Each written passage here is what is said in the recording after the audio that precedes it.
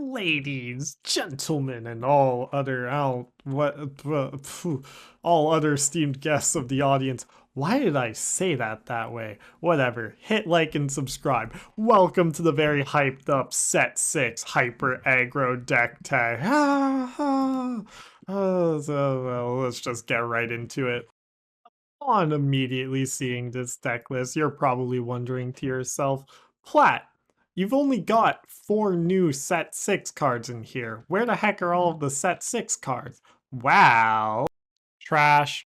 Also trash. All of it is trash. None of this is good. Okay, I'm being hyperbolic for the purposes of entertainment. They aren't trash, they're just worse versions of stuff that already exist in the deck. So good job, chosen character gets +1 lore this turn. It's bad because we already have Gathering Knowledge and Wisdom, the boss is on a roll, Donald Duck, Musketeer, Soldier, and Merlin Goat. Like, we don't need one extra lore that both has not a body attached to it and commits more resources from your hand and is conditional. All of these other cards, other than Donald Duck Musketeer Soldier, but he's good for the bodyguard effect as well as the +1 lore, are all unconditional extra lore effects. Which brings me to Chip.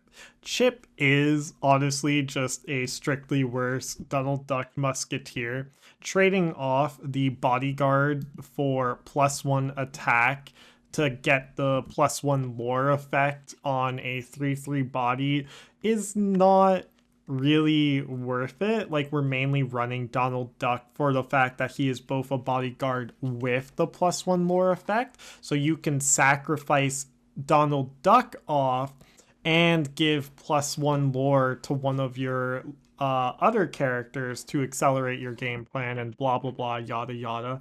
However, I will mention that there's definitely a universe where we cut the bosses on a roll for Chip, because think of it in the terms of a 3-cost card that gives you +1 lore. The bosses on a roll lets you set up the top of your deck to get you a checkmate scenario against your opponent, but Chip gives you a 3/3 body. And in that argument, I'm a little more persuaded.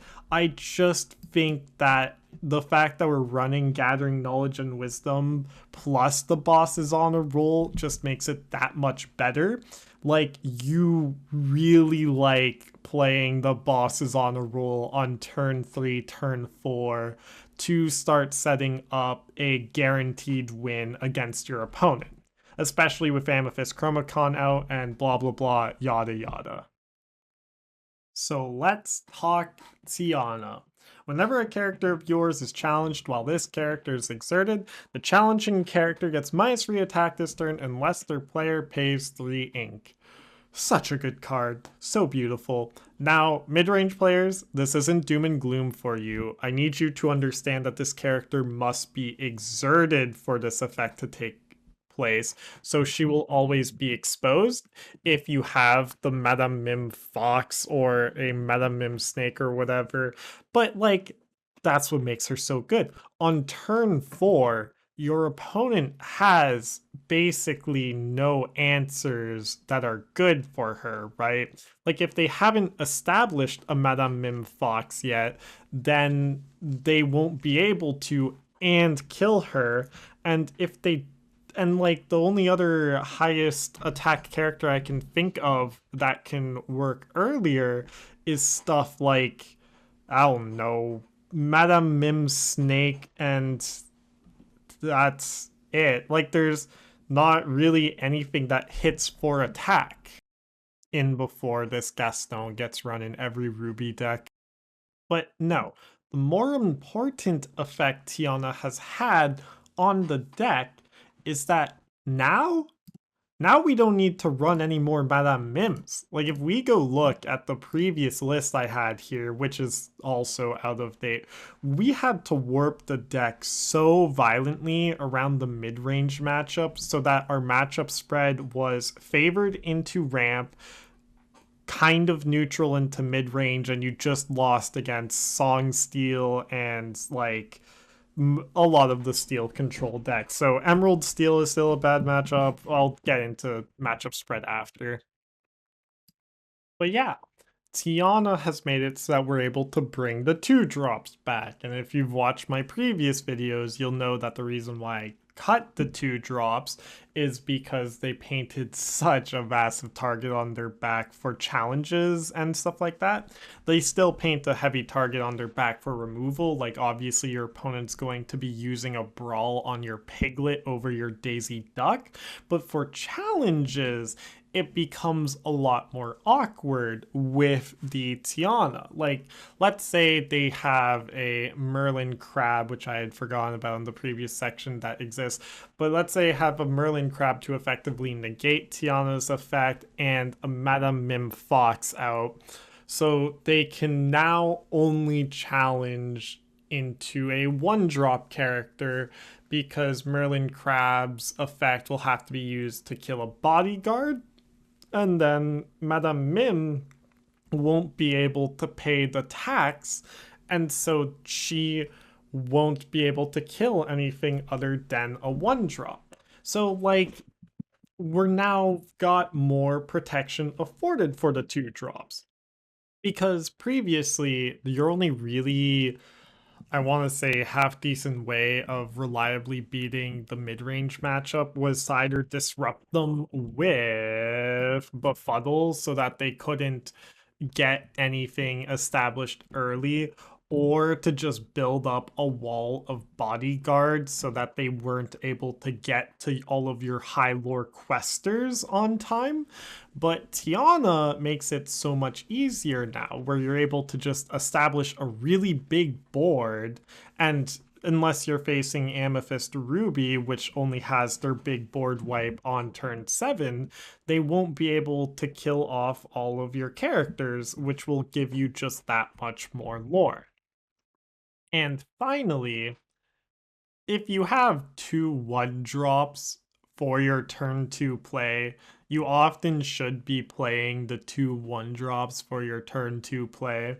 Like, Magic Broom is in here because Inkable and card draw late game, but if you have 2 Maleficents in hand or 2 Daisy Ducks in hand, those are often going to be the better cards to play than Piglet or Wendy Darling for the aforementioned painting target on their back reason.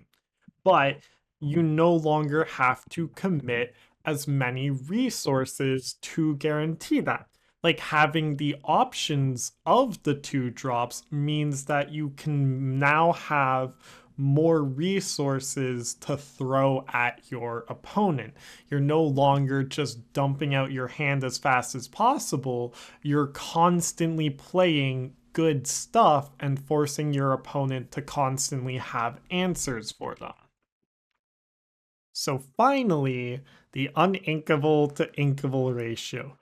24 is a very high number, but let me contextualize why this isn't a problem. So one of the reasons why you have such a low uninkable count in most decks is so that you can keep your plays flexible. But your plays in this deck, first off, none of them go above 4 cost. Like, once you have 4 ink, you don't really need any more than that. And then second of all, if you're forced to ink your inkables and play your uninkables, you don't care. Like, whether you play blue or Donald Duck doesn't really change how you're reacting to the game, because at the end of the day, they're both 3-cost bodyguards with lore generating effects. And in fact, blue is often better in most cases. Same idea with like playing Maleficent over Magic Broom. Like, you don't care if you're forced to ink Magic Broom in order to play Maleficent. Same goes for the 2-drops and blah blah blah, yada yada. So yeah, that's the set 6 Hyper Aggro deck. Now, is this the best version of Hyper Aggro? No.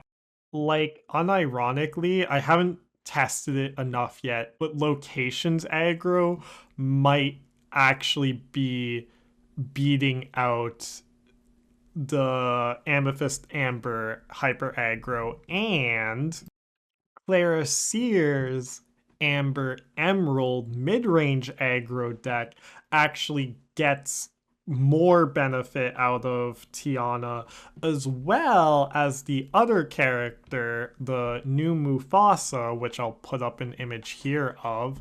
This deck is able to run both of these characters very comfortably and just be happy with it, because it's, you know, it's more focused on playing quality characters than questing as fast as possible, although it does have access to a very fast game plan.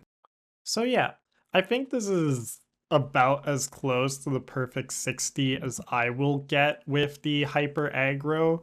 Um, there are obviously cards you can think about running. There is Chernabog, Evildoer, and then I talked about Chip, but I don't think Good Job's going to be good. I'm not gonna lie. And then the Mufasa is also considerable. But yeah, that's just gonna be it from me. I hope you have a wonderful rest of your day, and I hope to see you all next time. Bye! Oh my god, there's way too many decks to cover. I'm just gonna go become a Let's Play YouTuber.